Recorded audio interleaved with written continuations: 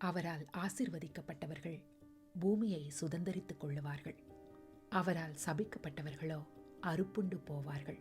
நல்ல மனுஷனுடைய நடைகள் கர்த்தரால் உறுதிப்படும். அவனுடைய வழியின் மேல் கர்த்தர் பிரியமாயிருக்கிறார். அவன் விழுந்தாலும் தள்ளுண்டு போவதில்லை. கர்த்தர் தமது கையினால் அவனை தாங்குகிறார். நான் இளைஞனாயிருந்தேன், முதிர் வயது உள்ளவனுமானேன். ஆனாலும் நீதிமான் கைவிடப்பட்டதையும் அவன் சந்ததி அப்பத்துக்கு இறந்து திரிகிறதையும் நான் காணவில்லை. அவன் நித்தம் இறங்கி கடன் கொடுக்கிறான். அவன் சந்ததி ஆசீர்வதிக்கப்படும். தீமையை விட்டு விலகி நன்மை செய், என்றென்றைக்கும் நிலைத்திருப்பாய். கர்த்தர் நியாயத்தை விரும்புகிறவர். அவர் தமது பரிசுத்தவான்களை கைவிடுவதில்லை. அவர்கள் என்றைக்கும் காக்கப்படுவார்கள். நீதிமான்கள் பூமியை சுதந்தரித்துக் கொண்டு என்றைக்கும் அதிலே வாசமாயிருப்பார்கள்.